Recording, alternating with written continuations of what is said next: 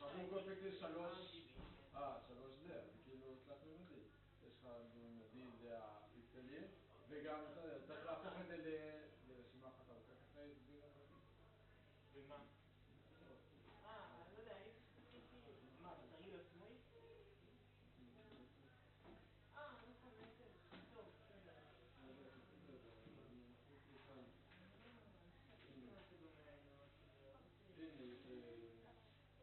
עם הרישייפ אתה מדבר. כן, בדיוק, איפה הרישייפ? בסדר, ברור, סבבה, אבל זה כתבת. ייתן לי.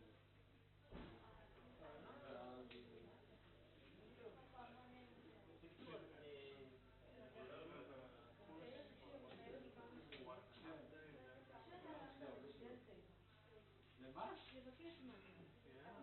עניין טיילור? את רוצה, אני בדיוק... את רוצה, יש לי... אני בדיוק צריך להעביר להם את זה, אבל את רוצה? לא הצליח?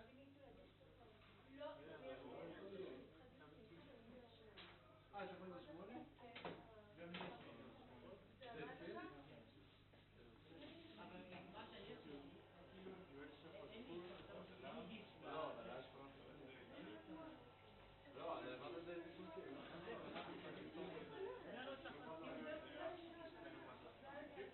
גם לי יש כוונה.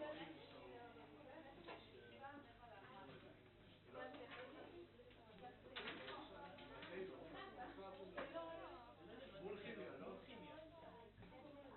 לא, מערכות מחשובים מיטב.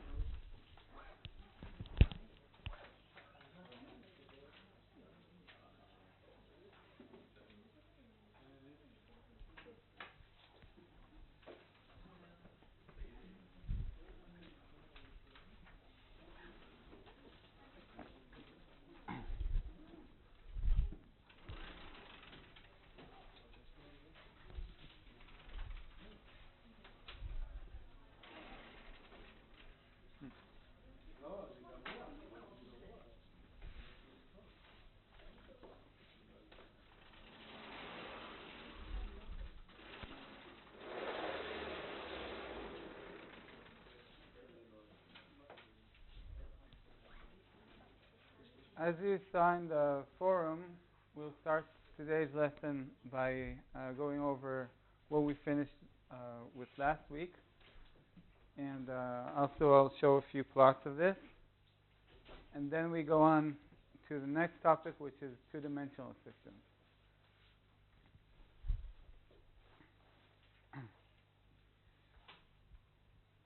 So we were dealing with the insect outbreak model, and we found that we have different situations for for a small k and a large k, and then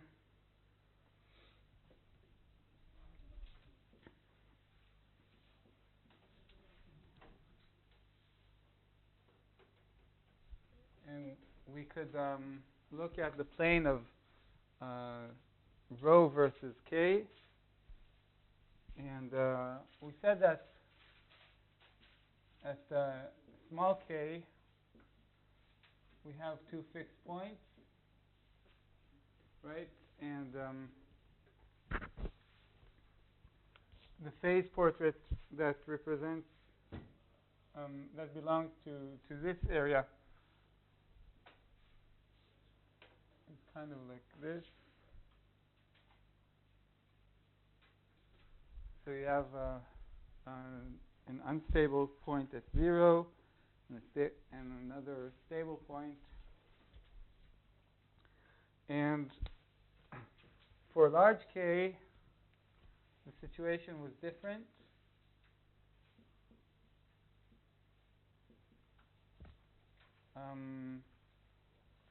Basically, depending on rho, you could have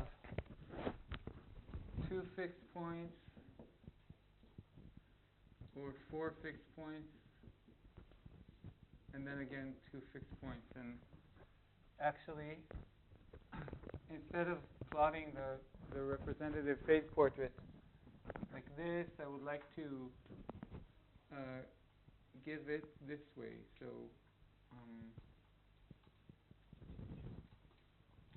so this is rho, right? I'm just putting it on its side, and this is x. And you could imagine that this x is going out of the whiteboard. Okay? So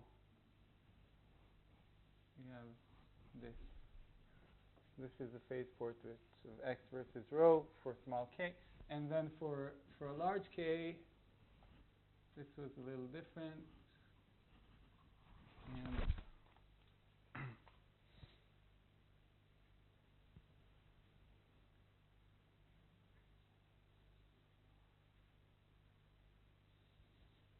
it looked like this.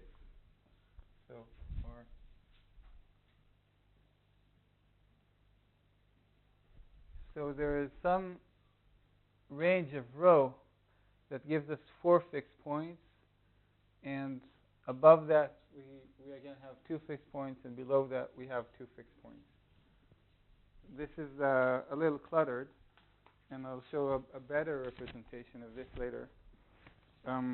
But what we set out to do was to discover what region in this plane has 4 fixed points. Okay, how can we delineate it exactly? And so we said that this region has as its borders the points of bifurcation.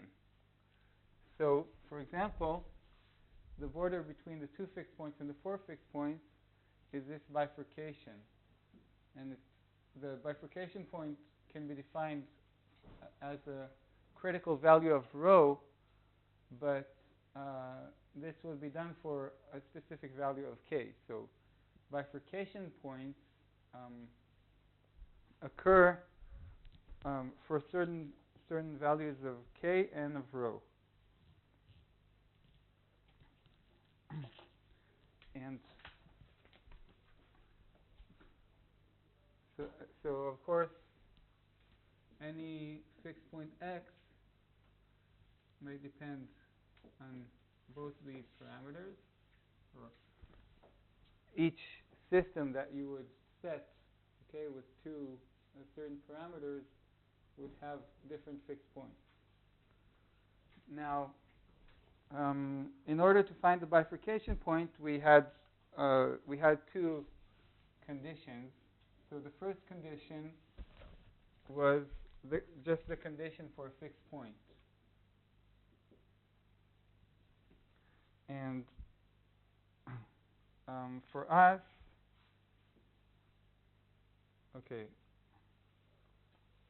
for us, this meant the following equation.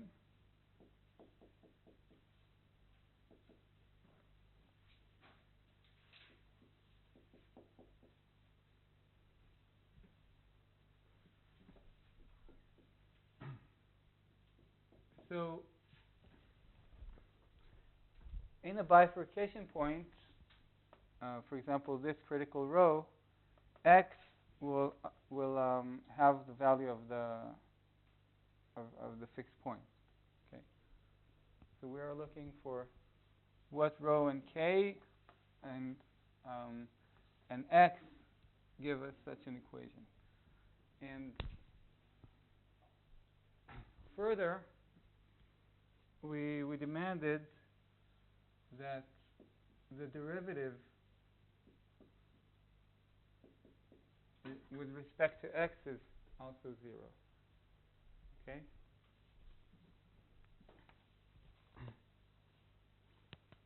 And this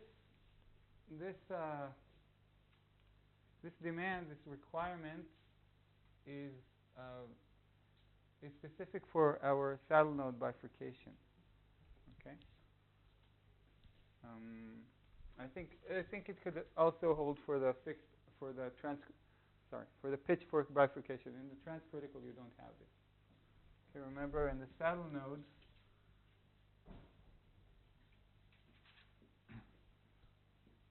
if we have, say, the normal form, okay?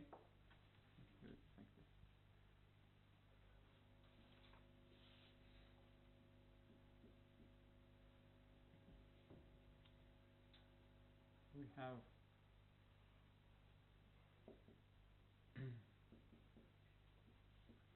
if I plot the phase portraits for different values of R,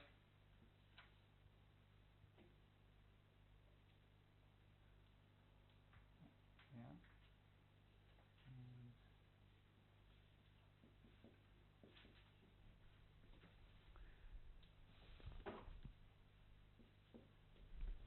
then when R is below the critical value, I have two fixed points.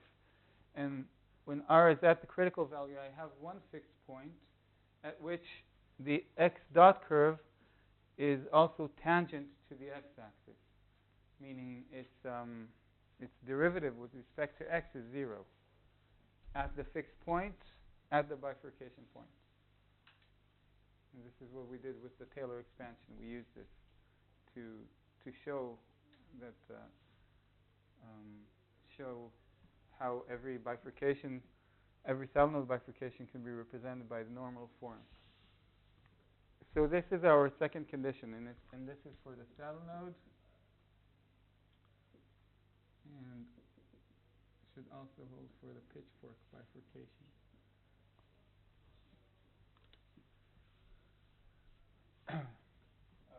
Yeah? Would it be possible, I know this is maybe like earlier material, but could you maybe give a rigorous definition of each kind of bifurcation? Maybe not necessarily with a graph or whatever, like the easiest way to represent it would be.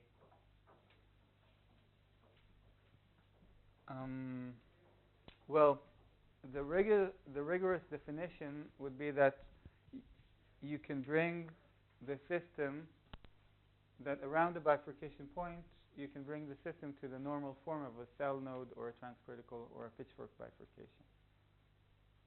Okay, so you would take your system, the equation you are given, and you would do the Taylor expansion on the x and r dimensions, and you should reach a form that you can bring, as you did in the exercise, to either that of the saddle node bifurcation, or that of the pitchfork, or that of the transcritical. Mm-hmm. Okay. So the normal forms are actually what define the bifurcation. Yeah. But you could still distinguish the bifurcations, but by what happens in them. Okay. Instead of using normal form, you can say in the saddle node bifurcation there are two fixed points, one stable and one unstable, that either converge or diverge. If they converge, then beyond that you have nothing. And if they diverge, then before that you have nothing. And in the transvertical, they both meet at some point and then they diverge again. And in the pitchfork, you have from one fixed point you go to three fixed points with alternate stabilities. Okay, I'll say something about that before we start the next topic. So this condition in our representation of x dot as a difference between two functions,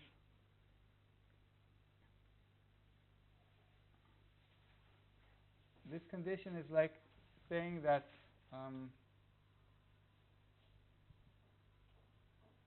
here, if we plot these two components, okay, x dot was said to be g of x minus p of x, I think.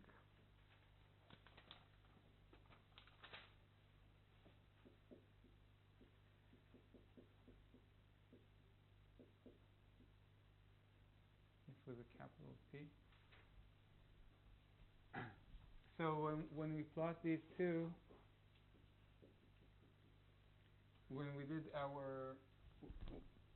our way of getting all the phase portraits for the different R's, then one of our cases was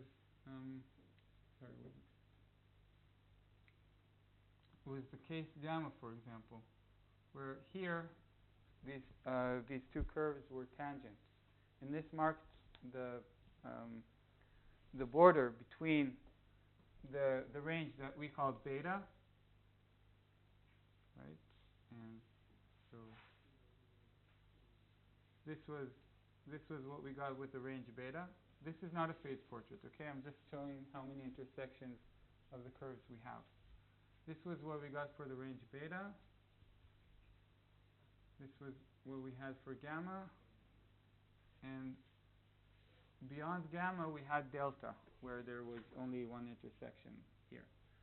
So gamma is the border between these, and in gamma, you have a bifurcation occurring.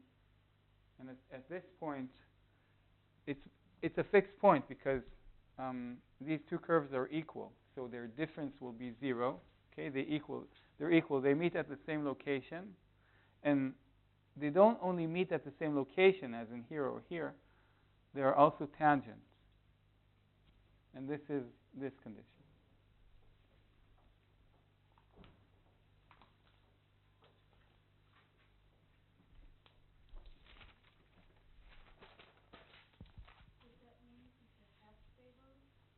Yeah. Yeah, the fixed point, the solenoid bifurcation occurs through a half-stable fixed point. Okay, so now, if we start from condition number 2, and then what I will write here is actually this. It's equivalent to what we had, to the condition we set just now.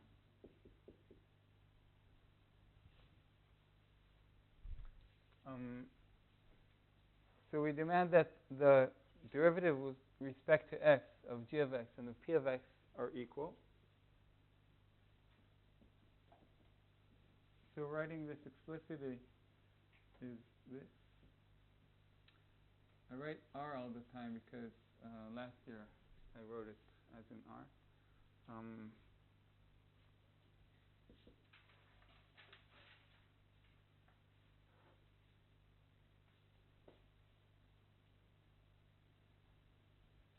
Right? Do I have g of x here? Yeah. So I differentiate rho minus rho x over k. You get minus rho over k.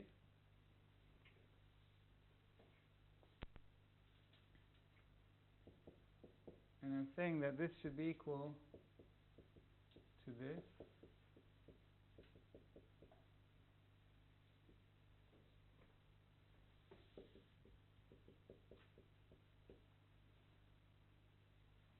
No, this was, yeah. Okay, so I have this minus x times 2x divided by this.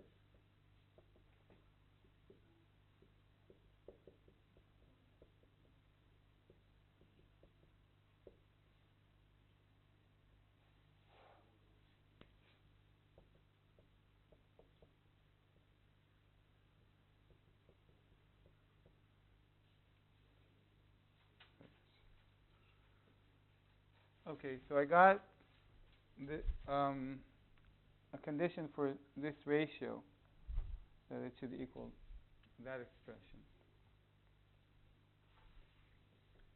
Now, from the first condition,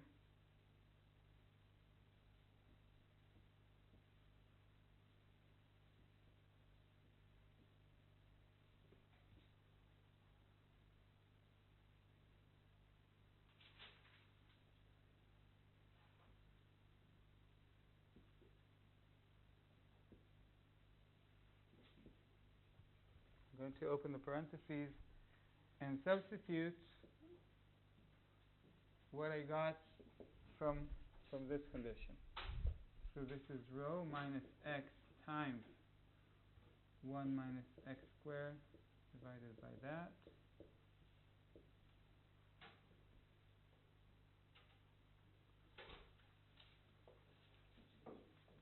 plus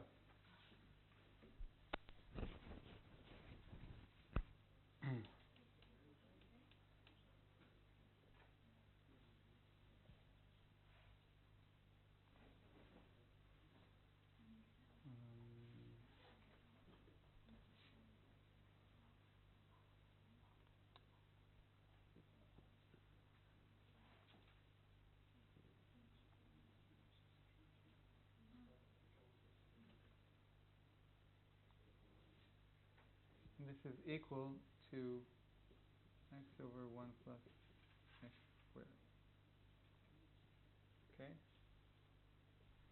So I have rho equals x over 1 plus x squared minus,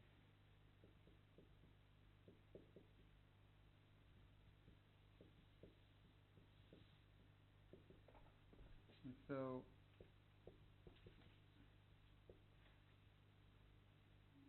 this x plus x to the third minus x to the third.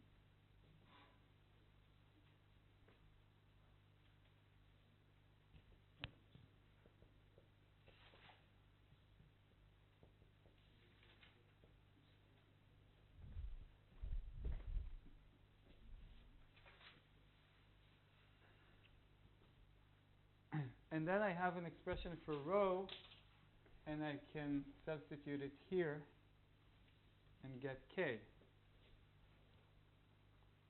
So minus rho over k equals minus 2x to the third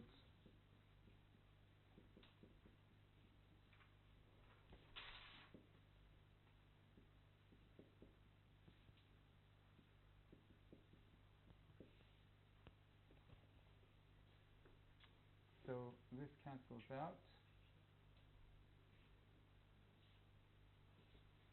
So I need to solve for k, right?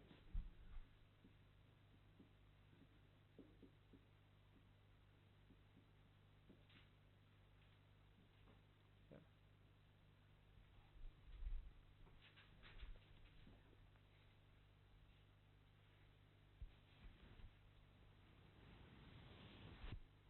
Okay, and here I have, I know that k represents a carrying capacity, so it must be positive. Okay, so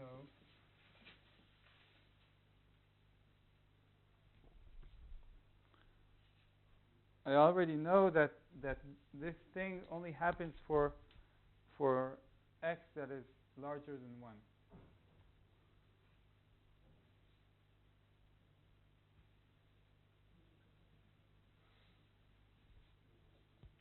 Meaning that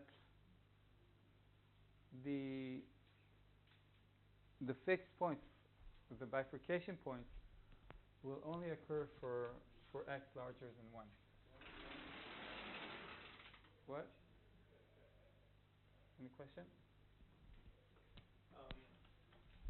Could you maybe explain what the process was, just like in general what you were doing? Yeah.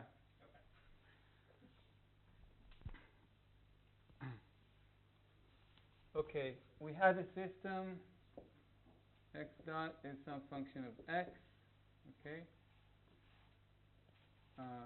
Not only of x, but of x and of 2 parameters, okay?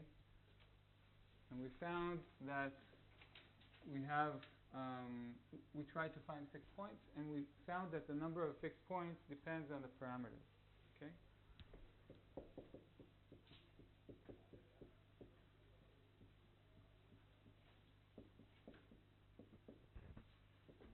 Meaning we have bifurcations in the system, okay? And now we want to ask, okay,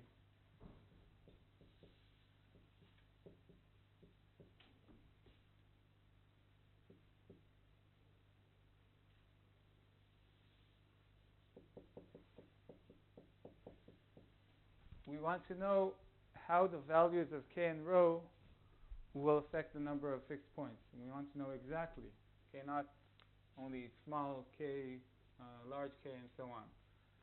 Meaning we want to get some plots here where we will be able to delineate regions of different numbers of fixed points. This is in general, okay?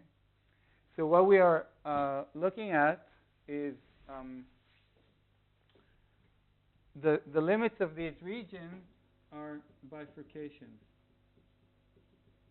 where fixed points appear or disappear. Okay? So we are looking for the lines on this plane that mark the bifurcations. And so, and then we say in a bifurcation,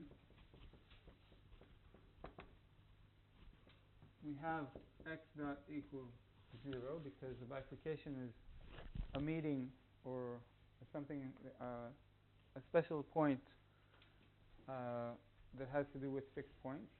So necessarily x dot equals 0.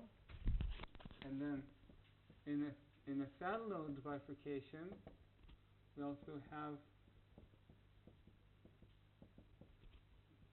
okay? And we knew that it's a saddle node because we already drew the diagram? Yeah. So we know that this line should meet this condition and this condition. But remember,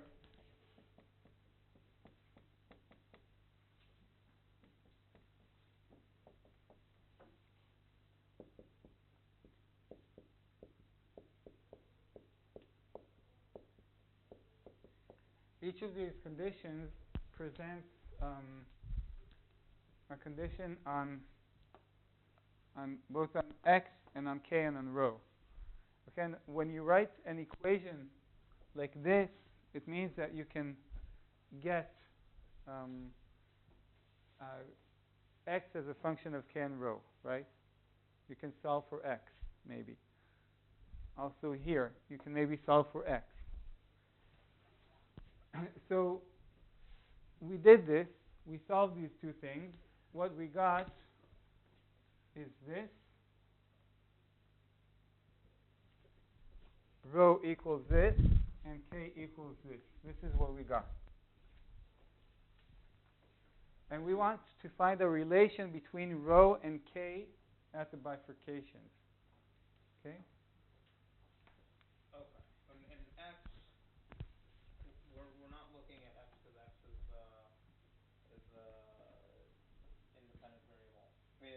independent variable in the Well, phase portrait?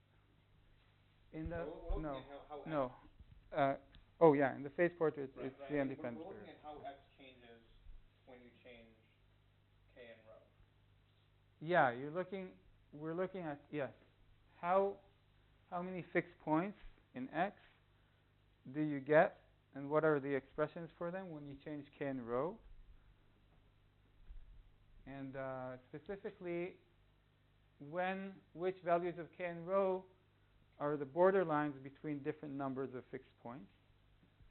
And we're looking for a relation between K and rho. And now I'm getting to the next point, which is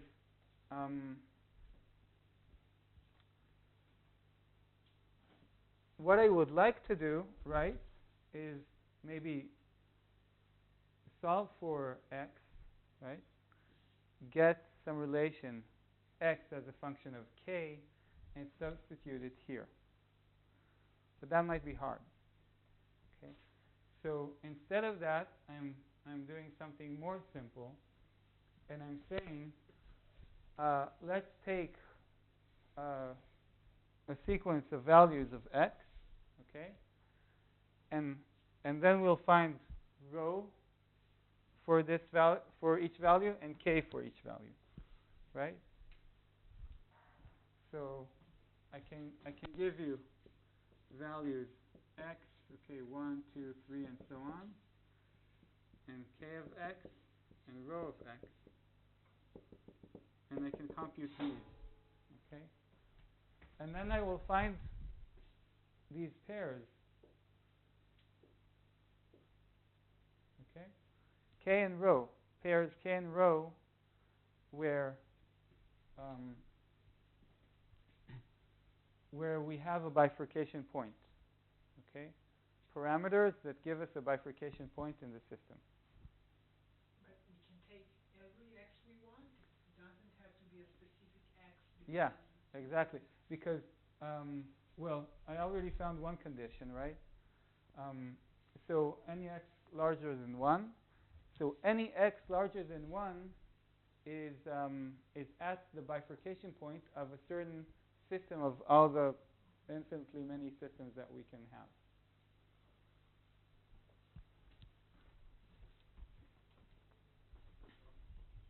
Just a moment. If you don't know that this is the saddle number, Yeah. then this condition, how do you find it? The condition. Yeah, So. It depends on your prior knowledge. Yeah. Okay. So yeah. So you go step by step. Okay. You don't immediately get the system and go straight to these things. First, you try to plot phase portraits, and you see how they might be different with the different parameters of the system. And then you already know something, and you build on that. Okay. But for a pitchfork bifurcation, you would also have the same thing. Okay. There should be the tangency condition. Condition number 2. So this is that you don't create more change the number of the fixed points, only their type. In the pitchfork, you change the number. Not in pitchfork, other bifurcation. Yeah, in the transcritical. Yes. So this is not. Yeah. So. You don't have different numbers. Right. Well, not exactly. So in the transcritical bifurcation, itself, you have 1. But, yeah.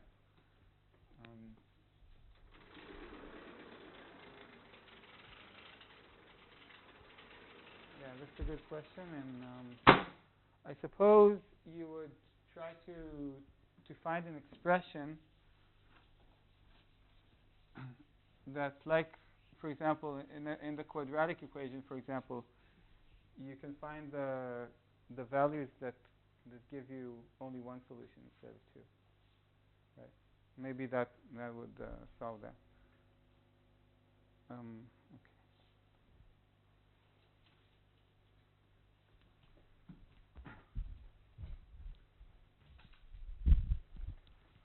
So this method that I talked about, getting the k and rho as function of x and then pairing them will give you, okay, we will have two curves that are called parametric curves. Okay. Yeah.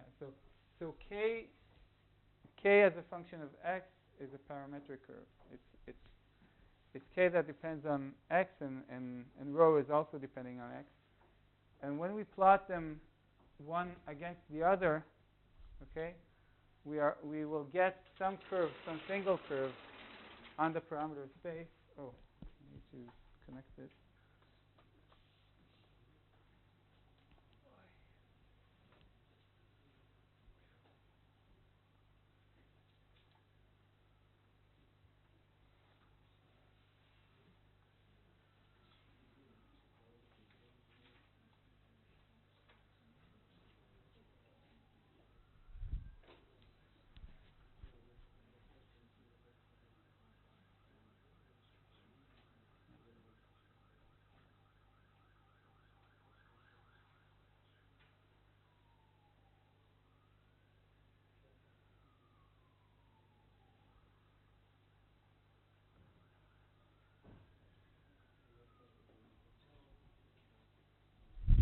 There.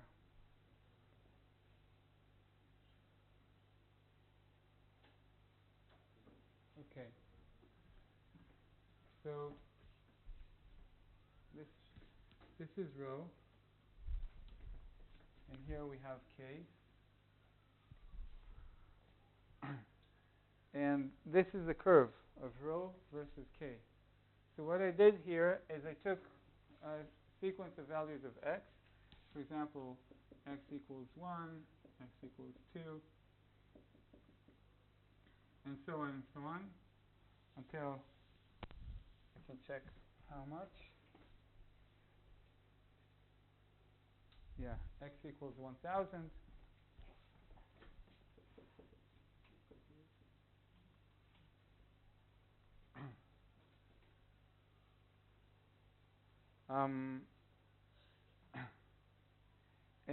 And what I get when I plot this is I'm getting this sequence.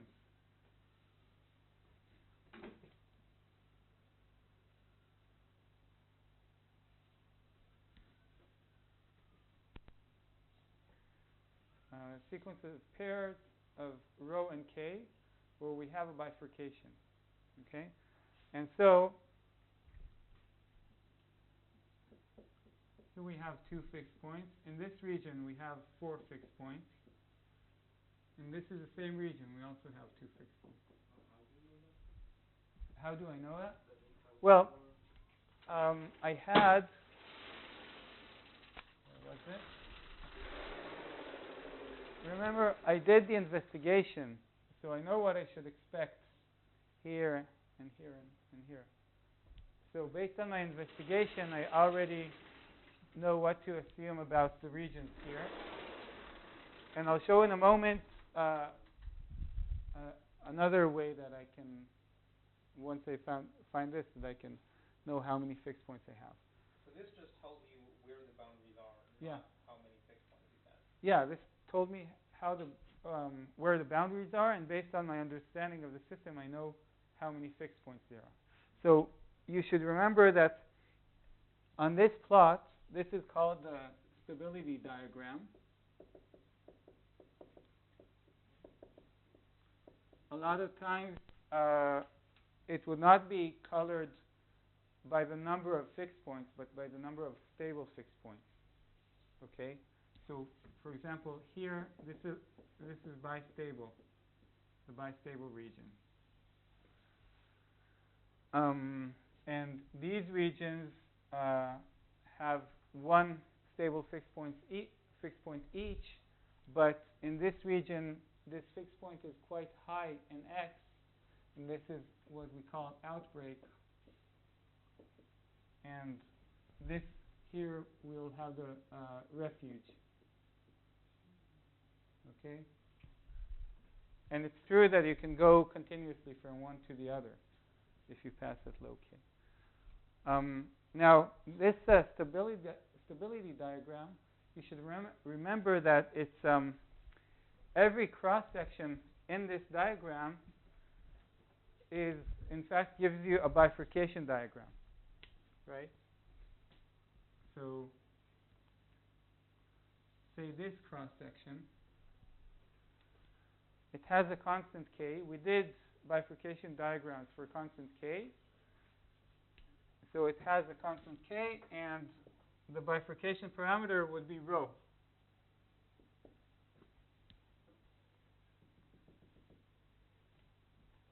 Right? So you can see that as you increase rho from 0, you get to one bifurcation point. It's this one. And now you are in the bistable region. This region.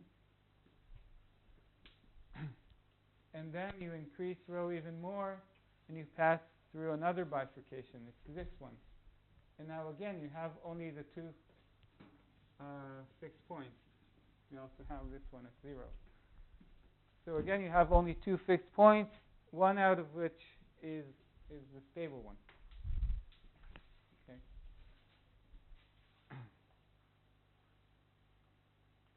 So each cross-section here is a bifurcation diagram, and this basically gives you the places of the bifurcations as you change k. So here, basically, you don't have any bifurcation. This would be the case that looks like this. Rho x, no bifurcation.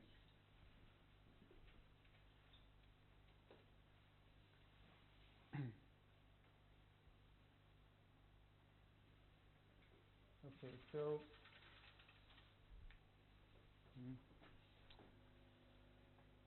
I would like to have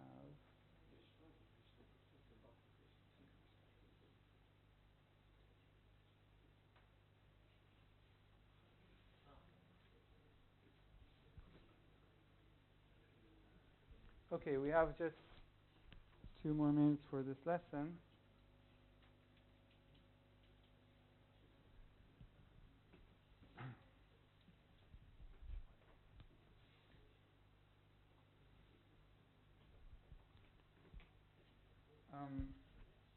So this was my stability diagram, and it shows me how the system behaves with different parameters, rho and k.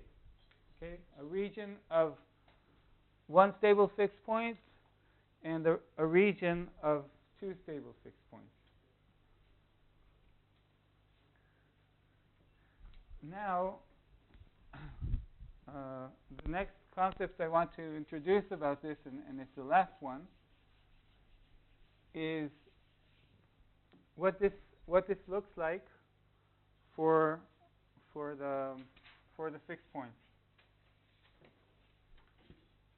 So, okay.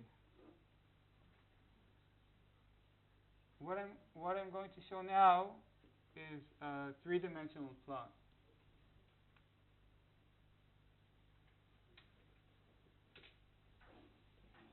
Okay, I can ask for each place in this stability diagram, what are the fixed points? So for a large k, remember, we have this shape. Imagine that this is some cross-section, some profile standing up here. Okay?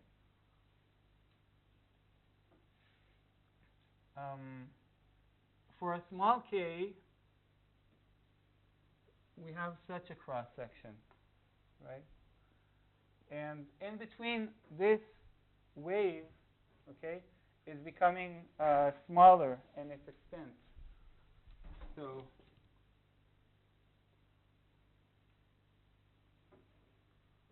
I could try to image this as a surface, right? So I'm shading this other side of the sheet that I have here. Okay, does this look three-dimensional? Okay. A little hard to say maybe. And this it's let me try and show you something a little more. And an image that I found beforehand. No, not this one.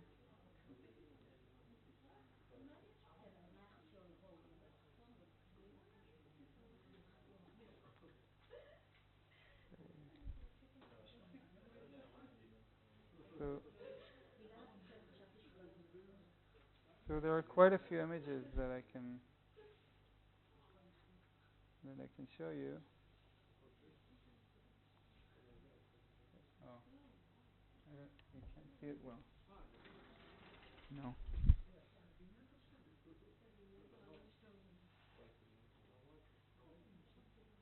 So what I'd like to do is show you this one.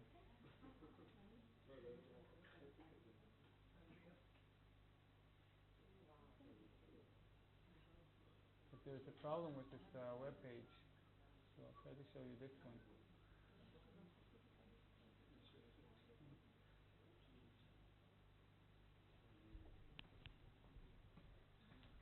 So this type of surface is called a cusp surface. Cusp surface. And this point is called the cusp point.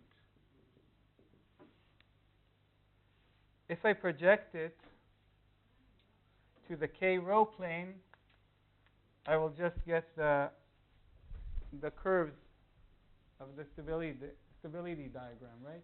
So this point here is the cusp point. Also here, cusp point. And this cliff is called the cusp catastrophe because in applications of engineering, okay. In applications of engineering, when you jump from this point to this point, from this point to this point, you are there's a catastrophe happening. Okay, the system kind of it lost its stability here, and it jumps to another state with say a much higher some much higher parameter. In our case, a much higher insect population. So all of a sudden, it will jump to a much higher insect population, and they will devour the forest. Okay, I wasn't able to show well the catastrophe. Okay, but you can imagine this surface here like a piece of cloth that folds over itself. Okay, so in this region, you can be stable on this part of the sheet, but there is also a stable state above you. Okay, and if I change rho for you, and I force you to go out beyond this fold, then you must go to this part of the sheet. Okay, and this also shows you that you can also do some route like this, right? Where you started at the low population state, k was decreased, and then rho was increased. Okay, and then you are at the high population. So this would mean that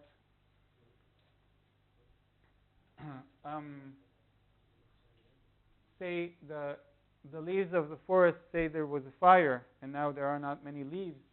Okay, so the insects would have a lower carrying capacity, and then somehow their growth rate, rho, will start increasing. So they are now in a defoliated forest, but for some reason the growth rate is increasing, and at some point they reach some population here with a high growth rate, population that is not very high, but it has a high rate of growth. It's limited by the carrying capacity, which is small, and then the carrying capacity is increased, and suddenly they are able to multiply. So just one final note is that the people that looked at the real forests and how they behave with relation to this model found that for a young forest, remember these are non-dimensional values, so k is about 300 and rho is smaller than 1/2. So this is, if you remember our phase portrait, sorry, x and x dot, we had this shape with a maximum at 1, and then the linear shape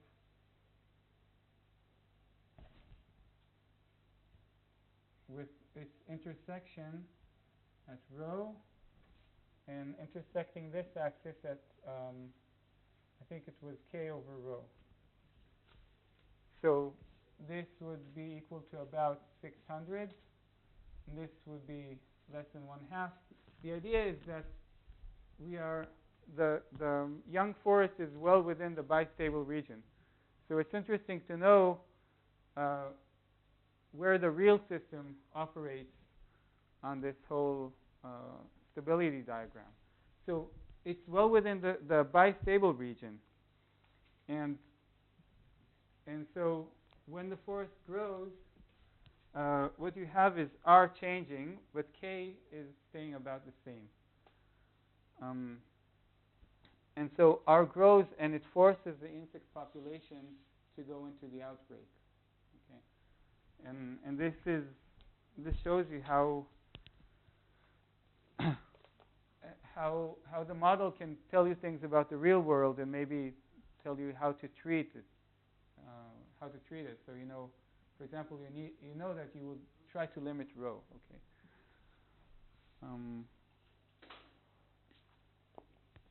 Okay, so we'll take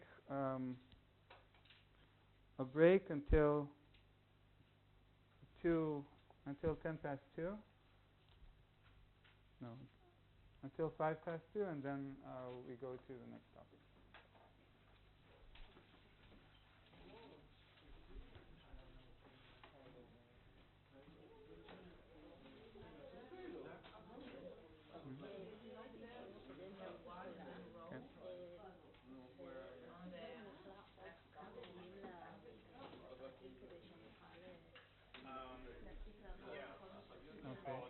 כרגע תרגילו עד יום חמישי, אז עד יום ראשון. What is between the one and the row? Okay. This guy? Yeah. I'm not sure. Looks like it.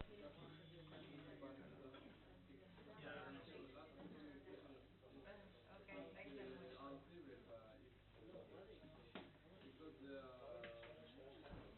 who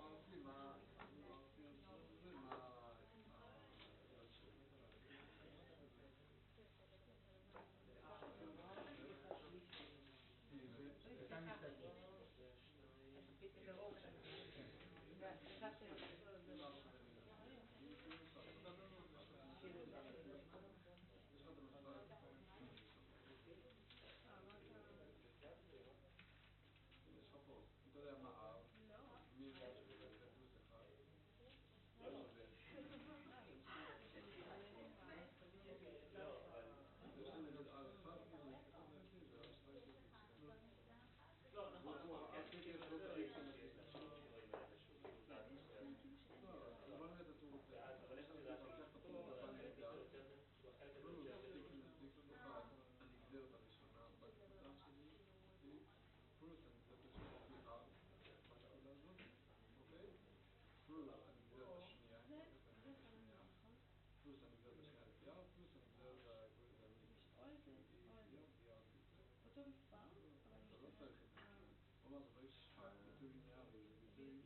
ריבועי אתה יכול להבנה כריבועי.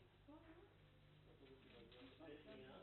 לא, כריבועי, אבל בגלל שפה זה מתאפק, אתה תצטרך אותו. אבל בגלל שפה זה לא מתאפק, כמות אחרת גם, לא רק... היה גם כזה ממש כאילו להיות שם. עולם אחר איך קראת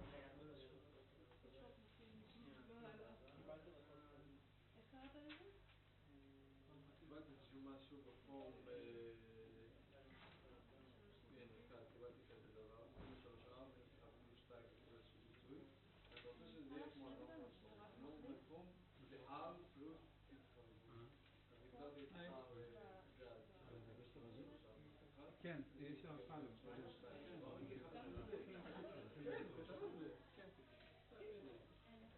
Doing your vector is with the normal form is possible. Define and substitute for new variable. יכול לשקם אם אתה רוצה.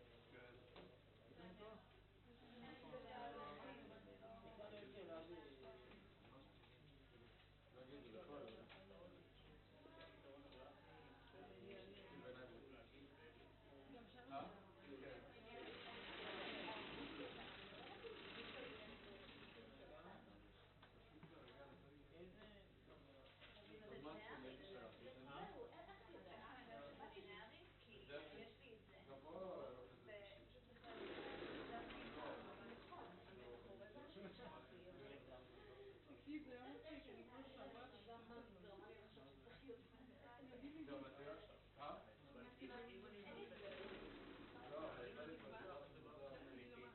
איזה גרף? כשאני עושה בדיסק מאוד קטן, א' פשוט אני מלא... ויש לנו רתיחים. כי זה לא, כי זה ואז זה לא מותר. אז גם פה, גם זה יצא מישהו שיש לו טעות אפס, ואז הוא פשוט נעלם. נעלם לפי. אז אני לא יכול לעשות. אבל זה לא יכול להיות יכול להיות שהוא לא בדיוק טוב, תקשיב למשהו? פה בגלל אני יכול לדעת לך שתי נקודות שלא ראיתי אותן, אז כאילו שתי רפת, אני לא בשל אפס. אז מה עושים מצב כזה? כאילו בקירוב מאוד מאוד, כשהדאטה מאוד מאוד קטן, אין טעות. כאילו מבחינת המחשב, יכול להיות שהייתי מדייק יותר, אז כאילו מבחינתי הגרף נעצר אחרי 10 מינוס 4, כי ב-10 מינוס 6 זה לא אפס, דווקא ב-10 מינוס 6 זה היה...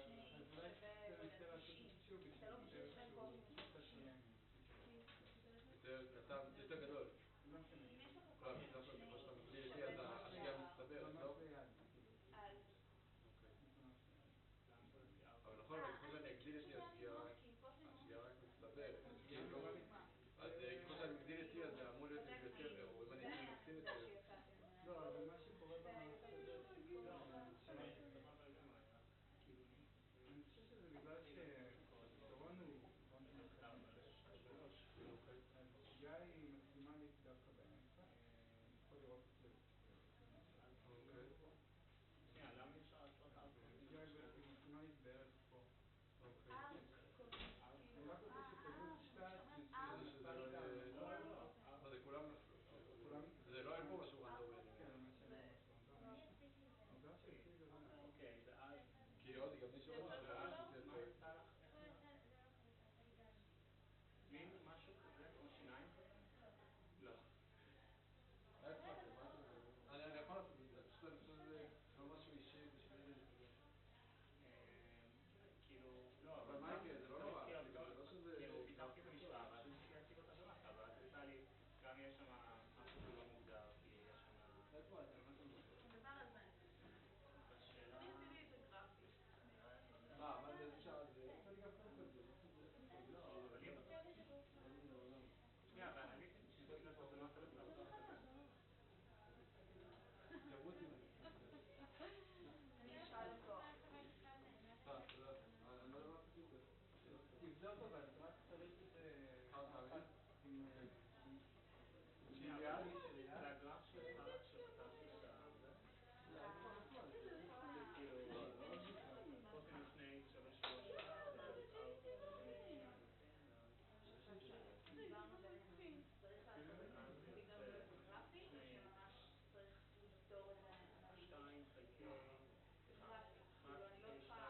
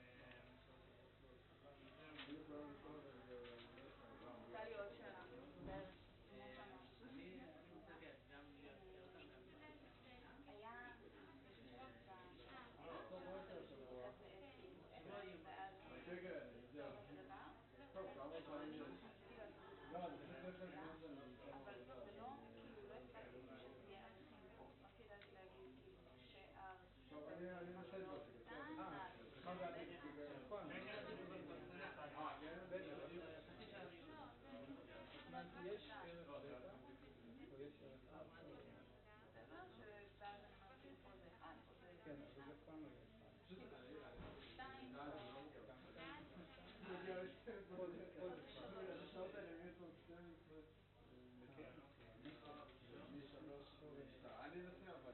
זה בדקתי פשוט במאטלאב, כאילו רציתי קצת, כאילו לראות, לא היה לי תחושה של... ואז אמרתי, כאילו בהתחלה זה 1, אחר כך כאילו... מה מעל מה מתחת? כן.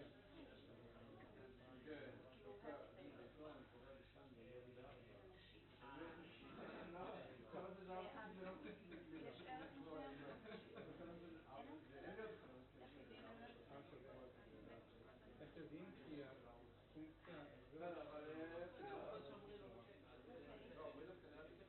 אני יכולה להגיד יכולה להיות כמעט שטוחה נגיד, אבל עדיין אני יודעת. כי ליד 0 x בריבוע הוא תמיד יותר קטן משורש x. כי כשאת לוקחת שבר בריבוע את רק מקטינה אותו, כשאת לוקחת שבר שלו את מגדילה אותו. כן, אוקיי, סבבה. זה צורה של... אז ליד הרעיון הוא פשוט לעשות את כן, הקידומים רק האלה, כאילו... זה כן, אז רעיון הוא לעשות את הקידומים האלה. אז איך אבל, כאילו המעבר מפה לפה, פה התכוונתי, לפי מה אתה עושה את זה? את יכולה בעיקרון כאילו מן הסתם מעבר לקחת את הערך בצדיק ולצייר לו כאילו נקודות. אני פעם הלכתי למחשב שלי ופה יש... לא, אני לא אמרתי, סליחה. הלכתי לכיתה, התעצבנתי, גם לא, אבל אני פשוט הלכתי לכיתה. זה גם יש 2. ובטא יש 2 שזה עוד יותר. מה? לא, אני יודע, לא. זה במחשב הישן. במחשב הישן שלי הוא לא עבד, ואז הגיע הטכנאי והוא נתן. לא. אבל זה...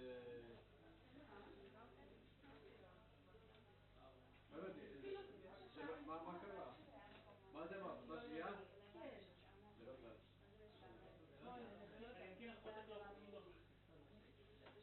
הרבה אנשים נפלאים. אני פה הידיעה שלי כבר. גם אתה לא חוקר בגלל אני אתקין לך את זה ואז נמחק ואז תוכלי להמשיך להתקין עוד חוקי, אבל תדעי שתוכלי להתקין. לא נמחק, זה בטוח לא נמחק, זה יעבוד, זה לא נמחק. אל תבחר, אני גם לא נמחק. זה הספח תוכן של המחשב. אני תבחר מחשב, מה אתה חושב?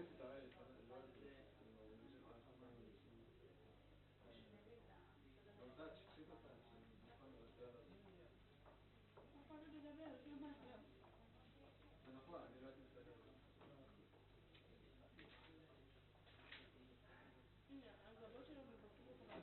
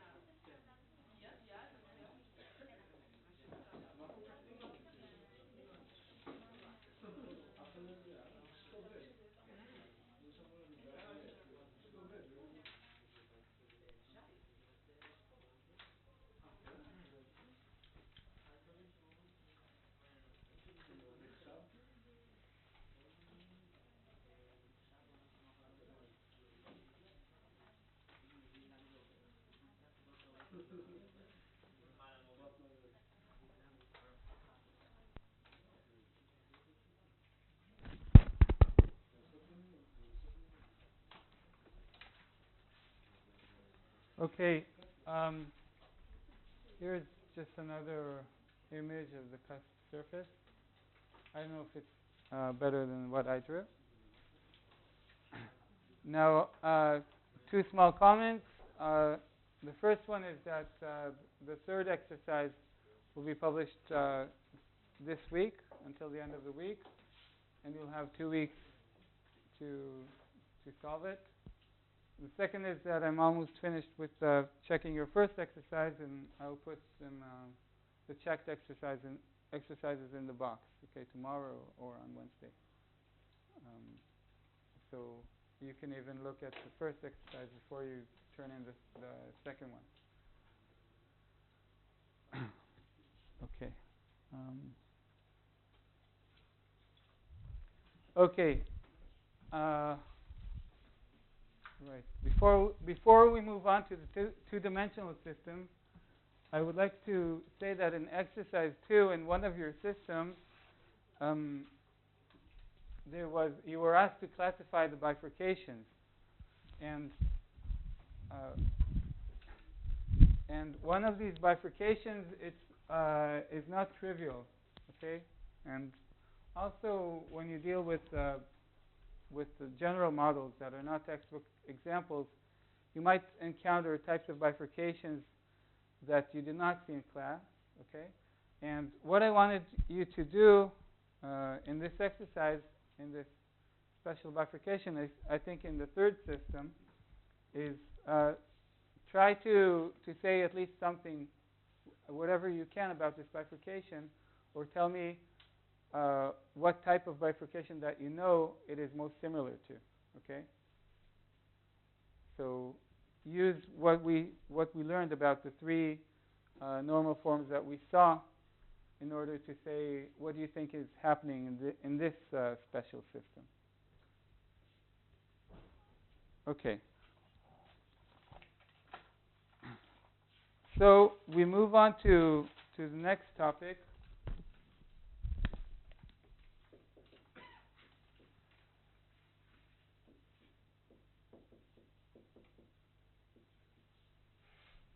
We're going to dwell for a long time on the two-dimensional systems.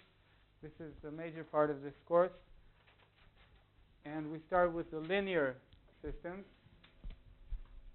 When we add a dimension, we can already have much more complex behaviors. And specifically, we are adding the possibility of oscillations. Okay? And the linear case is actually the simpler part of the two-dimensional systems, and it is the part that we can actually deal with analytically, and it will serve us as the basis for dealing with the nonlinear systems. Okay, in the nonlinear systems, basically we will be doing a linear treatment at the vicinity of fixed points, and then trying to infer what happens between the fixed points. So, in general, our general way of writing the systems is this. We have 2 variables, x and y. X dot is some function of x and y, and so is y dot, only it's another function, a different function. And in order to really solve this, you need a set of initial conditions.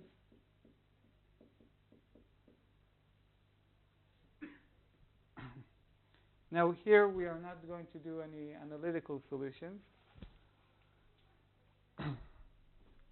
The first thing you do when you find a system like this is you can try to find the fixed points, right? So in a fixed point,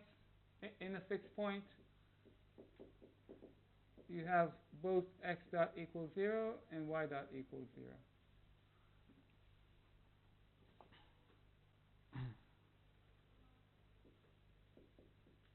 And you get some 2-dimensional coordinate that is the fixed point.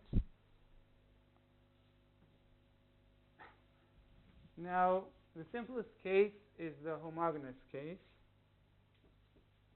where x is just a linear function of x and y. X dot is just a linear function, and similar for y dot.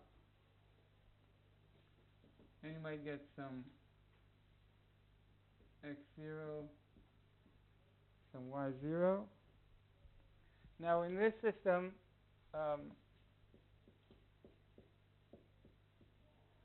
you have one fixed point that always occurs. It's always a fixed point, and usually the only one.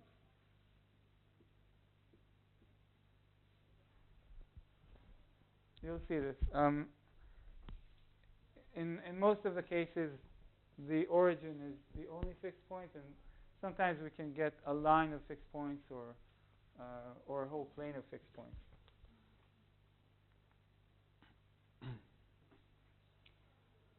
Okay, and then after you find the fixed point, you want to ask questions about the stability. Is this fixed point stable or unstable? Before we do that, I will introduce a different notation. Okay? Basically, we can write this system in matrix form, right?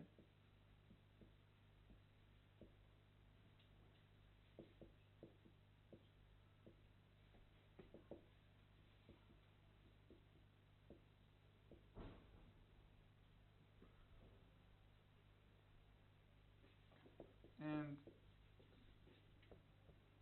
in short, we can write time derivative for the vector x as some matrix A times the vector x, and then you have some initial condition, okay, where if you want to be more formal, you can give the definitions.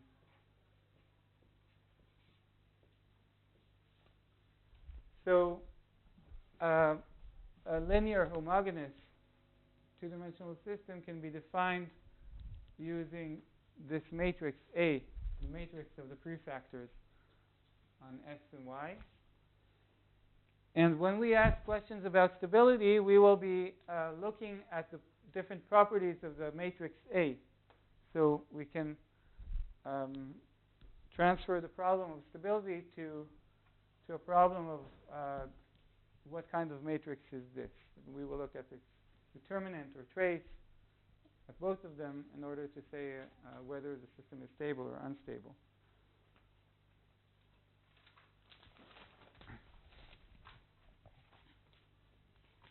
Okay, so I start by giving an example that will introduce us to the different situations that we can get in a two-dimensional system.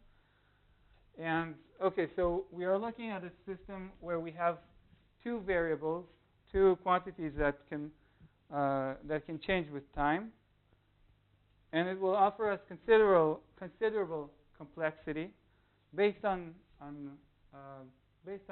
these factors that you saw here. So, talking of two variables that can change a lot is a typical example of a love story, right?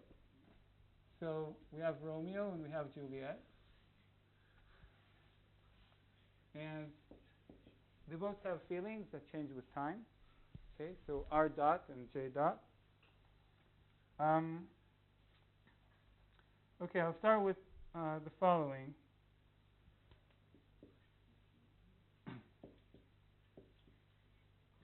Okay, this is my system. And say that I have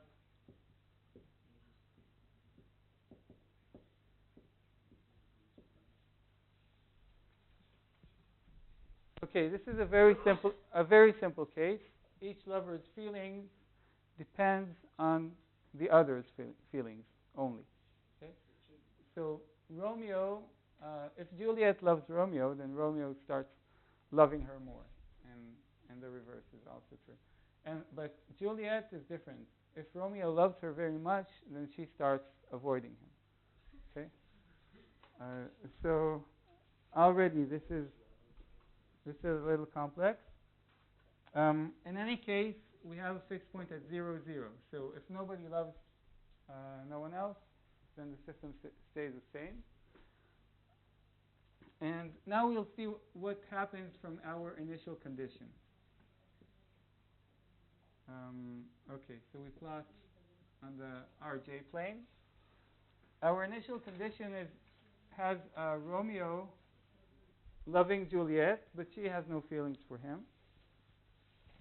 And when you think of what this system gives us, basically for each point Rj, for example this one, it gives us a vector of the two derivatives. It gives us a vector that tells us where the system will go with time at this certain time point. So at this point, R dot equals 0, okay, because J is equal to 0.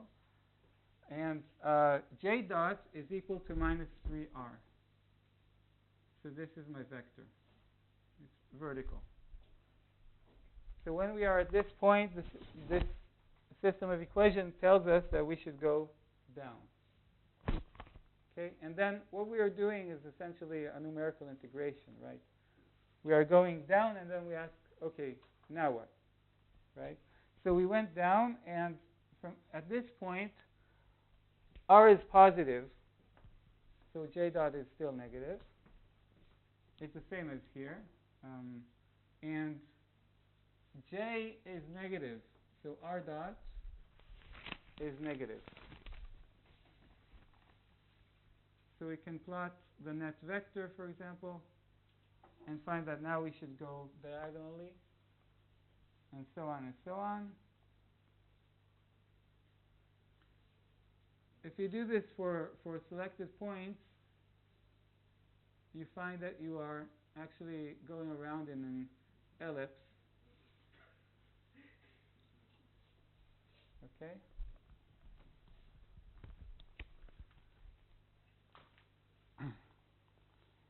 And this is actually a special case where we are closing an orbit. Okay, and we will continue revolving here forever and ever. But it's only for this size over there. No, actually no. In this case, no. Later you'll know how to analyze the system, and you'll find. Okay, yeah, but 0, 0 is a special point. It's the only fixed point here. So we have this. We have this closed orbit, and in fact, anywhere I start, I will be closing an orbit. This should be symmetrical around the r-axis. This is a special case of closed orbits.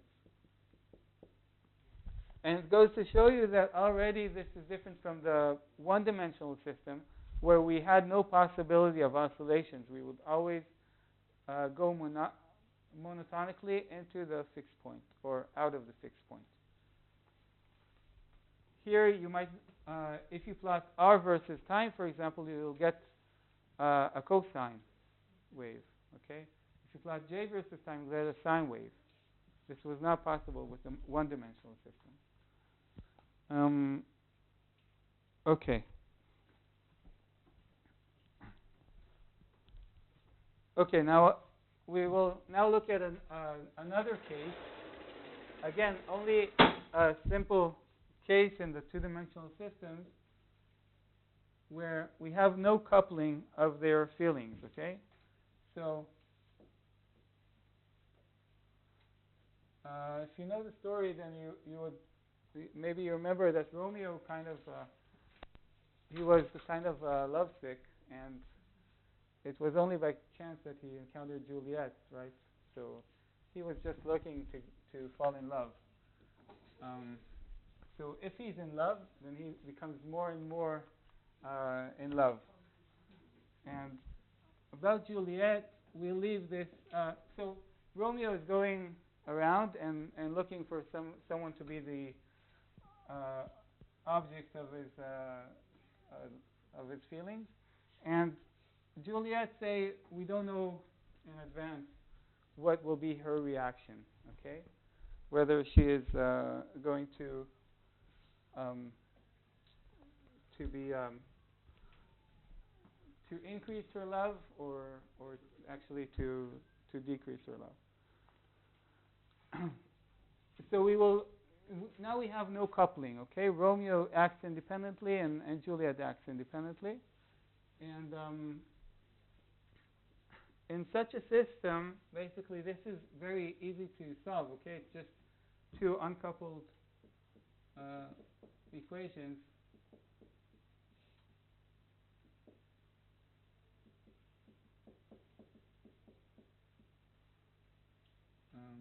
Okay.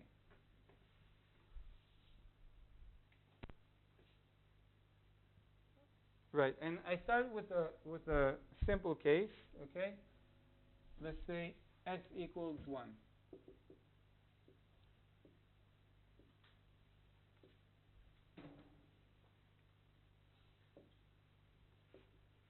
What I'm going to do now is basically to plot a phase portrait like I did before.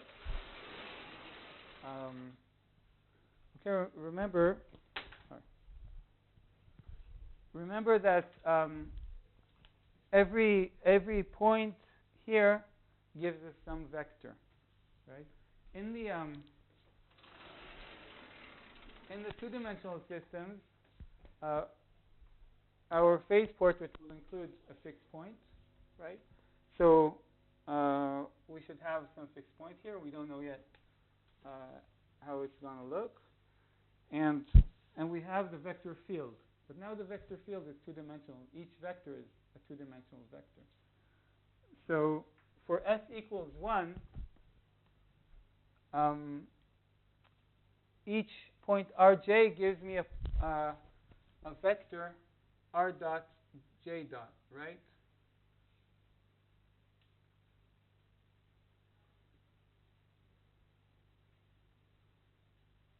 Something like this. And I can go on, and what I do is I draw representative trajectories.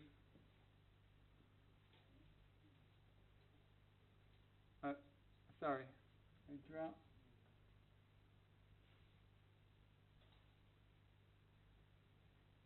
Yeah, okay. Instead of drawing a field of many little vectors, I usually connect these vectors. What? So I can do this. Because if I'm here, I'm going here. And if I'm here, I'm going here. And so on and so on. Okay? These are trajectories that of the system that basically express the vector field. Okay?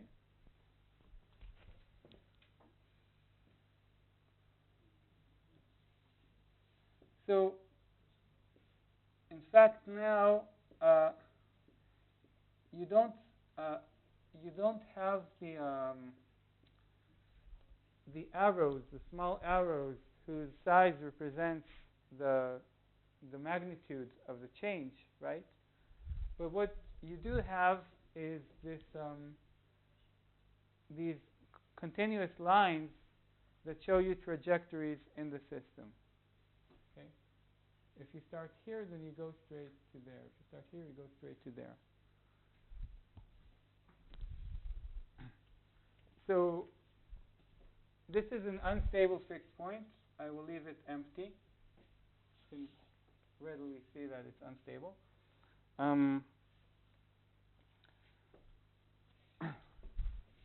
Fixed points, stable or unstable points in the two-dimensional systems are called nodes. And this is a special type of node called a star. It's called a star because all the trajectories are straight, like rays radiating from a star. Okay, now if I have s larger than 1, again I have my fixed point. What happens now is that the j dot is larger. Okay? So say I start here, then I have my r dot, and I have my j dot that is larger than I would expect. Okay?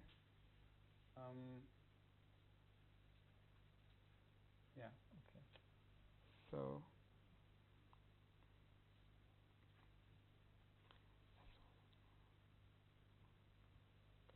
okay, so basically this would look like this, and so on.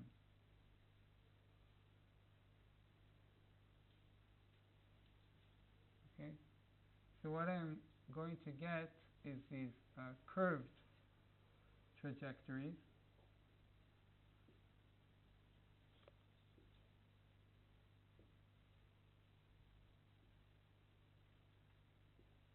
where J grows faster than R.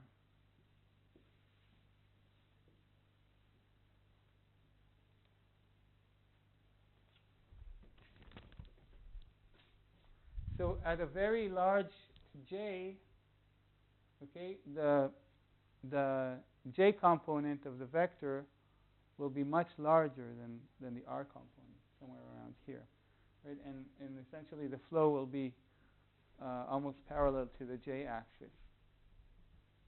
So Juliet's feedback on her own feelings is stronger than Romeo's.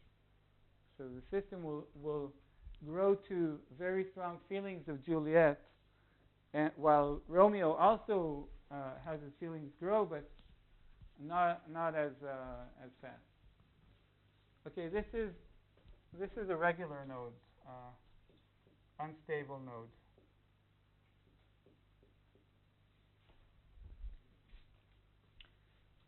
Now, if we have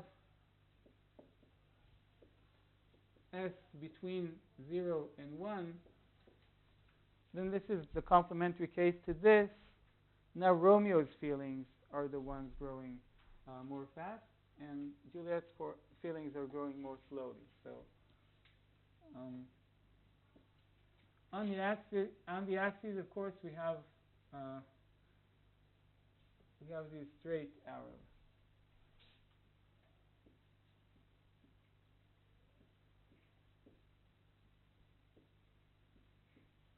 Okay, this is also an unstable node. Just has the pattern a little different.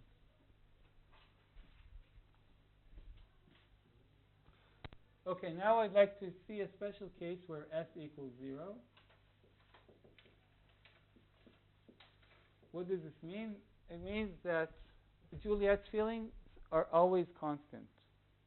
Okay, so Romeo, if he feels anything towards Juliet, then there will be no movement on the J-axis. Juliet is indifferent. Okay, so all the arrows go horizontally. If R is positive, then R dot is positive. If R is negative, then R dot is negative.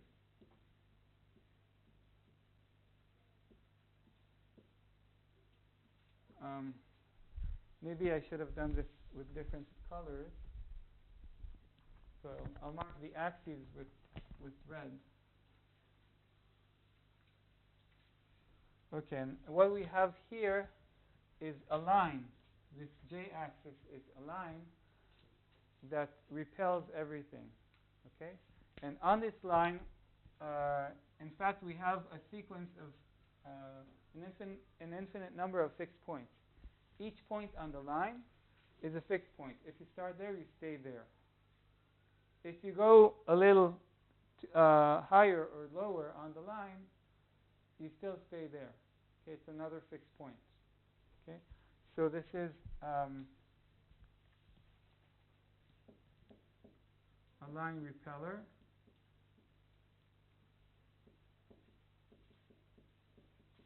If it were attracting all the trajectories, it would be called a line attractor.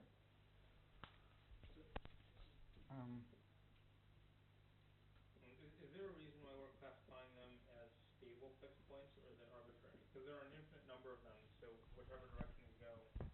Say again? Because there are an infinite number of points, the distinction between stable and unstable is not really a real distinction, right? Because if you perturb from a point, it'll just, however small the perturbation is, it'll just be in another point. yeah, there are. So now in the 2 dimensions, we'll see there are more definitions than just stable and unstable. Mm-hmm. Okay.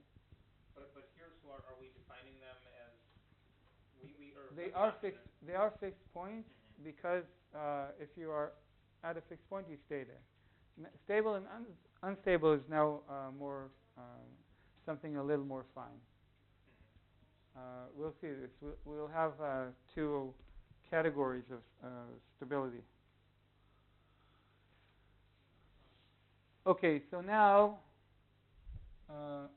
we look at S that is negative. And now Romeo's feelings are growing away from r equals 0. Okay? But Juliet's feelings are going towards j equals 0. Okay? If she is very much in love, she shies away and she becomes more indifferent. If she hates him, then again she's becoming more indifferent, independent of what he's doing. So what we are getting here are trajectories that look like this.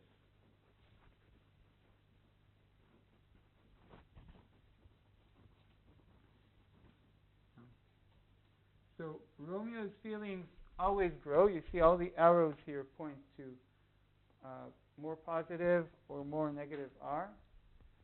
And Juliet's feelings always decay to 0 on the axes and also here. Okay, and this is called a saddle point.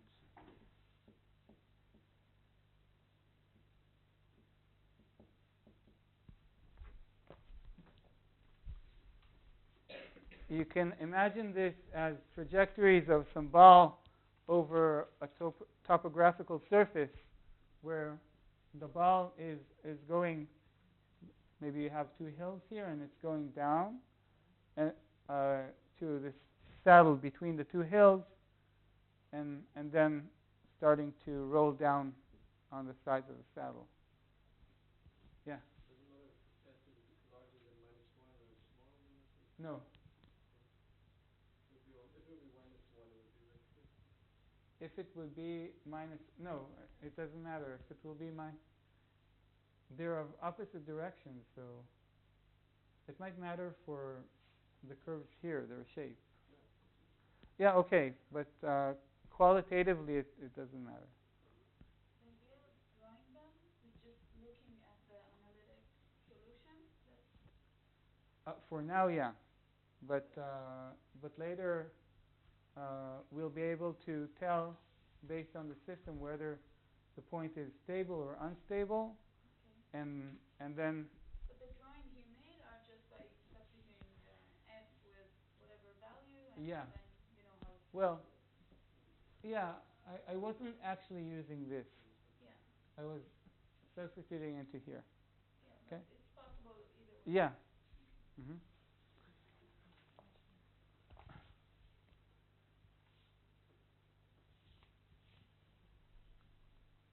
Okay, so this is the saddle point. It's a special type of fixed point that we could not get obviously in the one-dimensional system.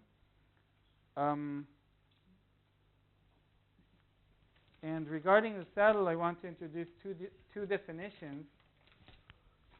One is the stable manifold.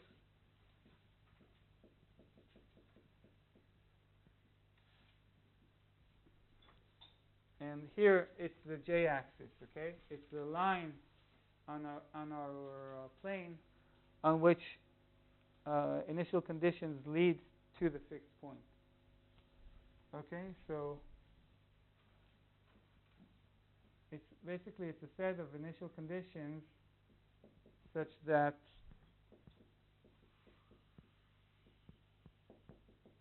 we are going into the fixed point.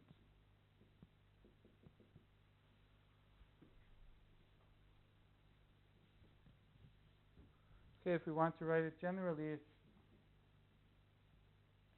x0 such that x of t goes to x star as time progresses. And then we have the unstable manifold. Here it's the r-axis.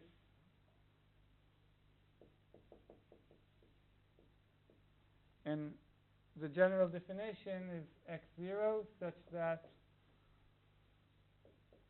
we are going to the fixed point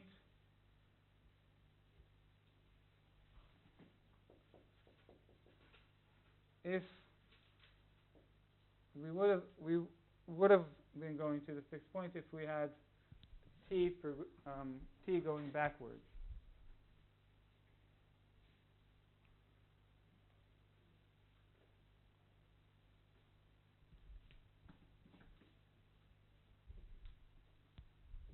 So on r, on this axis here, if I start on any point on the axis, if I have t going backwards, I would go into the fixed point.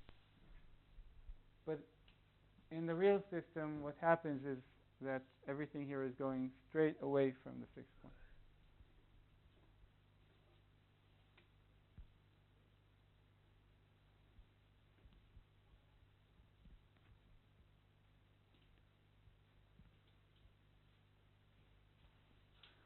Right.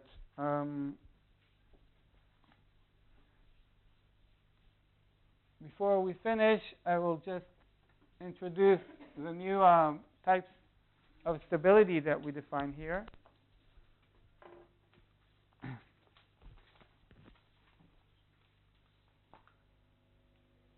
Okay, so now, as I said before, we need not only to distinguish between stable and unstable, we have more fine definitions. So we have the definition of an attracting fixed point.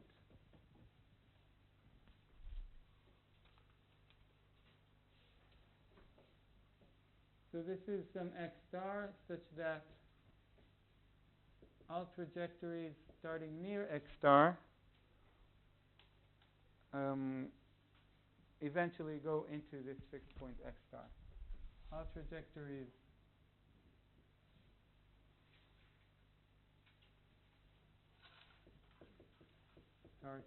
starting near it have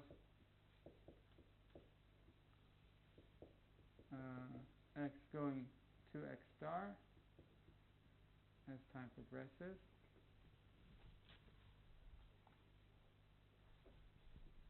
And then we have the definition of a Lyapunov stable fixed point.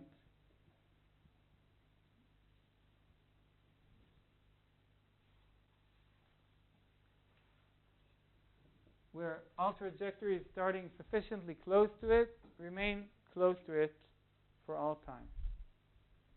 They don't have to go back into the fixed point, but they remain in the vicinity.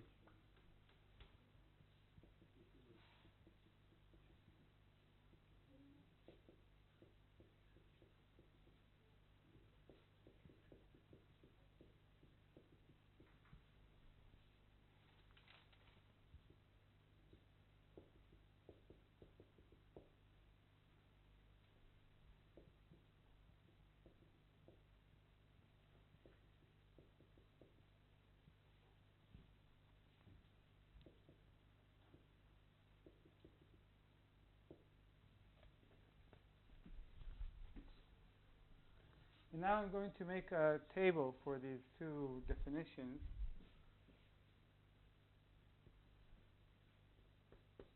Attracting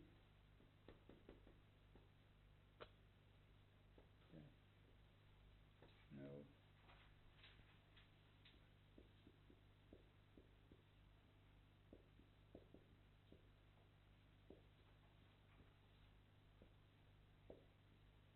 no. Okay, now a fixed point that is both attracting and Lyapunov stable is the node, okay? And also the special case of a star. Later we'll see another special case of a spiral. But all these cases, we should write here that they are stable. So the stable node is a fixed point that is both attracting or Lyapunov stable. It's just the opposite effect of here, opposite case of this. If you reverse all the arrows, you will see that you have a point that if you diverge a little from it, you go back to the point. This means it's attracting, and it's also Lyapunov stable because going back to the point necessarily means that you are near the point for all time.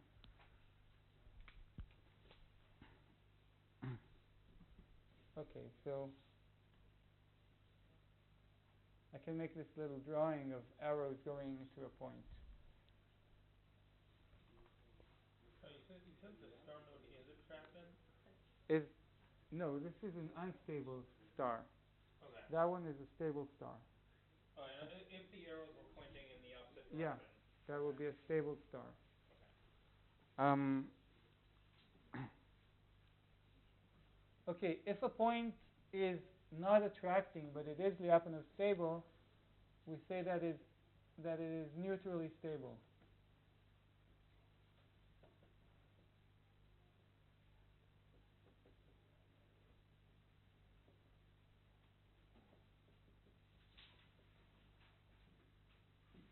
For example, the points inside the line attractor. Okay, they are not attracting because if you go up or down here, you would not go back to the fixed point, but you would stay there. You would stay very close to the original point. So that means it is Lyapunov stable. What I want to emphasize is that this line can be called an attractor. It is attracting. If you perturb a little from the line, you will go back to the line, right? If the arrows were in the other direction. Yeah, sorry. If it would be a line attractor. So a line attractor can be called attracting, but the fixed points inside it are not strictly attracting fixed points. They are just Lyapunov stable. Okay? Is it related to the fact that there is an infinite amount of fixed points on a single line? No, just because on the line you can move and stay where you are. I mean, you can be on a point along the line, right, and you move, and you don't go back. You just stay there. Because it's another fixed point. Yeah, and because the motion you make is mm-hmm. fixed point. Yeah. That's what Okay. What's the Okay. definition, the precise definition? Because sufficiently close is not something. Yeah, we don't give a limit on how close it should be. So it doesn't have to be like you perturb and stay in the same point. Maybe like you can have other. Yeah. For example, the closed orbits that we had in the beginning. Here, there are very small closed orbits around the fixed point. So if you go a little out of the fixed point, you will start going in a closed orbit around it. It's very small, so you stay in the vicinity. Okay? It's the same distance. Yeah. The distance is the same, but you move. Yeah. Okay. Okay, so let's call it the focus of closed orbit. Sorry, it's called the center. Yeah. Inside the closed orbit, you have a center.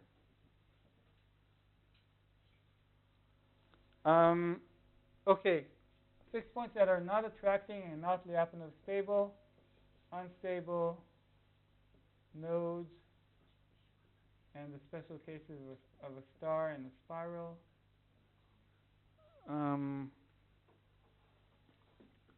A saddle is also, it's not attracting and it's not Lyapunov stable. Fixed points in a line repeller.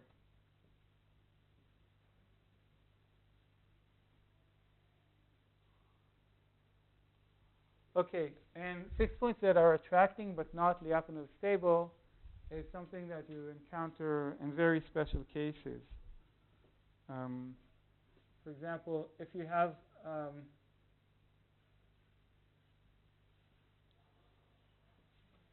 a curved axis and you have a half stable point here, it might be attracting but not Lyapunov stable. Okay. And other examples may be found in nonlinear systems. But generally, this is kind of, we don't have these in the cases we'll see in this course. Okay, this is it. These are the types of stability that we are adding.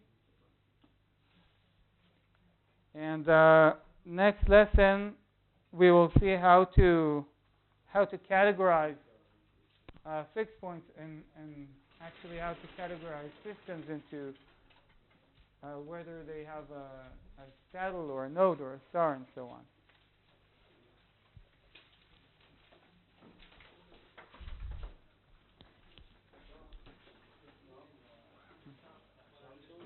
כן. לא בשביל חלק את ההגדרה. הטרקטינג זה המון נקודות שבט, נכון? אבל פיקס פוינט, אם אני זז קצת, אני אחזור אליהם. כן. מה זה הליאפונוב הזה? זה גם עבור נקודות שבט. זה גם נקודות שבט שמה? שאם אתה זז קצת, אתה לא חוזר לנקודה, אבל אתה גם לא מתרחק ממנה. אז אם אני חוזר לנקודה, ברור שאני גם קרוב אליה, לא? נכון. אז איך אמרתי שיש משהו שהוא הטרקטור, אבל לא ליאפונוב? הנה. פה הרי... זה לא במערכת דו-מימדית, אבל זה במערכת חד-מימדית שבה אתה נמצא על עיגול. אוקיי, אבל אם אני זזתי קצת, אז אני אתקרב חזרה אל עצמי, אז למה אני לא הטרקטינג? אתה כן הטרקטינג. למה אני לא קרוב לעצמי? כי אתה לא תהיה... הנה, אני הייתי פה, התחלתי פה, ואני... כן, אבל התרחקת. כי היא הטרקטינג, כי בסוף, בזמן אינסוף, אתה תגיע חזרה אליה, אתה רואה? כן. פה אנחנו רואים for all time, כאילו, בכל זמן נתון, אני רק מתקרב? אתה נשאר קרוב, כן. פה אתה לא נשאר קרוב, אתה עושה את כל המחזור. אתה מגיע חצי מחזור, זה הכי הרבה שאתה יכול להגיע ממנו. אבל מפה... אתה מתקרב חזרה, אבל יש זמן שבו אתה תהיה פה, ולכן זה לא ליאפונוב סטייבל. אוקיי, אבל אם הייתי נגיד מוזז לכאן, אז כן כאילו הייתי... אם נגיד זה היה מלא, נכון. אם זה היה מלא, אז זה היה גם וגם. אם זה היה מלא, אז זה גם וגם, כן. תודה.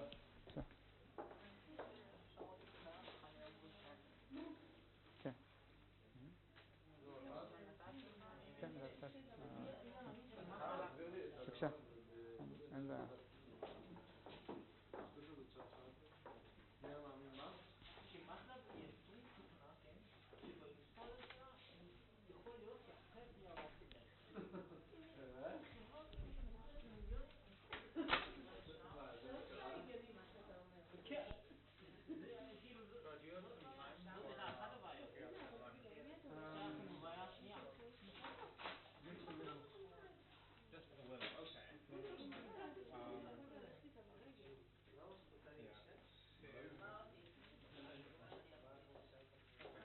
One of the things that I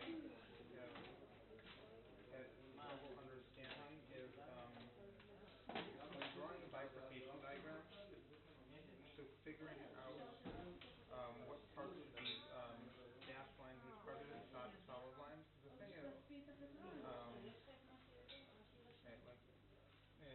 like in this case here, let's say, so this is my bifurcation diagram for x for 2, which is cosine 2x minus 3r. Well, you have your phase pointers with fixed points that are unstable and stable, right? Yeah. So I actually just drew them here. So I start out with nothing, and then I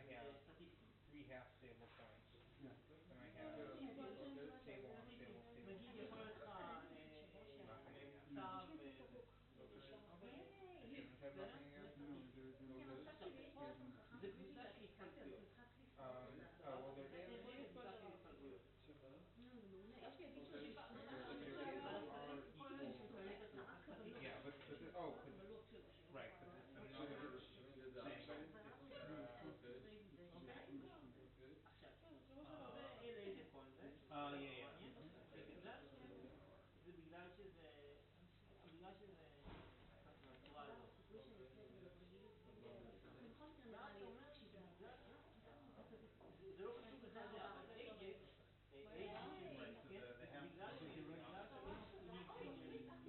but it's another thing.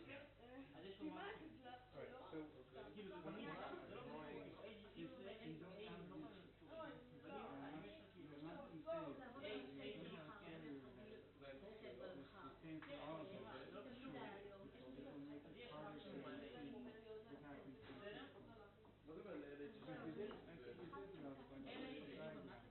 Yeah, well, I mean, right, I mean, they collide and then they separate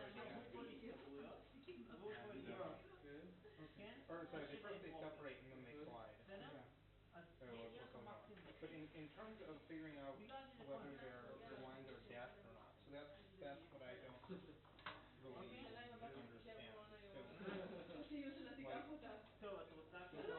לא זה קודם, הבת שלי במקום שלי היום.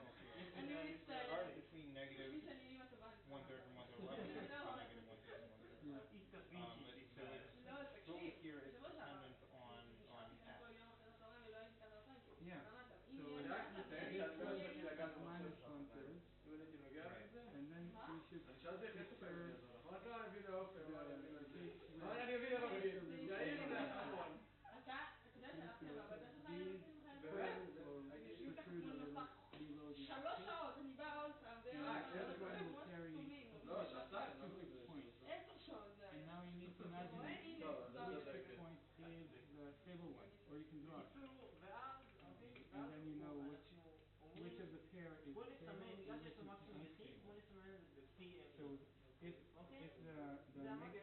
if the more negative one, more negative x is the stable one, then here this lower line from separation will be the solid. And then the more positive one is the unstable one, and this is this curve. The one going לא, up אני from. פה, לא רוצה להבין, מה זה ל-H יש מקסימום יחיד ב-H? ל-H זה X, זה מה זה? The points are you're right there. מה זה אומר שיש מקסימום יחיד ב-LH? ב-LH זה קבוצה של התפלגויות, מה זה אומר של-LH יש מקסימום יחיד So if you draw a vertical line here, that will represent the case portrait that comes from R just over minus 1/3. Okay, so each vertical line here H של איזושהי, אבל H זה לא corresponds to התפלגות, phase H portrait. זה... This one of R equals minus 1/3 is this phase portrait. H זה לא על X? בסדר, אבל אתה יכול להכניס את זה פי של X. Fixed point at אתה לוקח את כל הפי, אתה לוקח את המקסימום you על הפי, increase R by a little and it's a different phase portrait that has these pairs of שממקסם את העניין הזה, את האנטרופיה, שאתה מכניס את ההתפלגות, יש לך if you have a phase portrait for that, ואז אתה then לוקח you את know המקסימום, which one should be ההתפלגות the stable one שעושה and which one should be the מקסימום unstable. מכל האנטרופיות, אוקיי, בסדר. אוקיי? ואז הוא אומר כאילו... והתפלגות שאני מקבל עבורה, אבל מי אמר שאלה מכיל את כל ההתפלגויות? כאילו אלה מכיל את כל ההתפלגויות? כן, ההתפלגויות שקשורות לסטטיסטים שלך. But I have, like this was זה כאילו, הרי מה שהוא אומר, אתה ירצה להגיע X dot is not equal to זה that. הפתרון הכי טוב, אם יש סטטיסטים, אז צריך לקחת את מה שממקסם את האנטרופיה. so it's a B point. את ההתפלגות שממקסם לך את האנטרופיה. למה? So I have 2 points. So then the question is just, okay, so this one is going towards... זה בדיוק אותו דבר. אתה לוקח את המשהו שיכול This here is בצורה הכי positive קצרה. and here goes towards the stable point and there goes... אתה לוקח את מה שמתאר בצורה הכי קצרה. Unstable. And then going over here is stable. שאתה מתאר משהו בצורה הכי קצרה. I also agree זה that משאיר לך הכי הרבה אי ודאות. Yeah, I see, it's very useful. לא, אבל למה אני רוצה את הכי הרבה... תחשוב, אי אפשר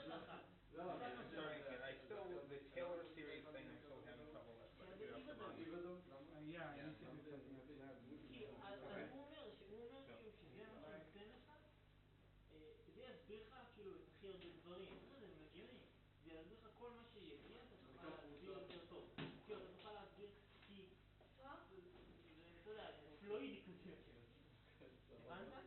כן, נראה לי שכן. זה פשוט, זה ממש פשוט לא הסביר את זה טוב, אבל כאילו, זה... Hey Toby, how are you? Not good?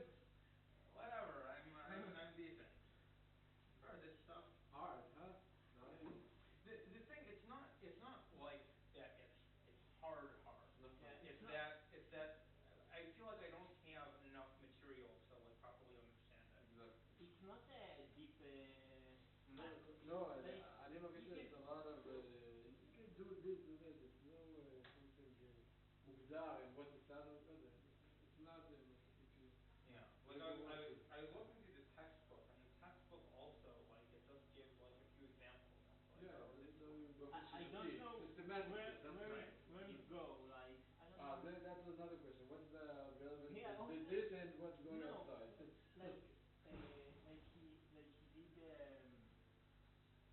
like he did after in the first lesson when he told us yeah we have he solved all the equations and then only then he told us that yeah this is what we want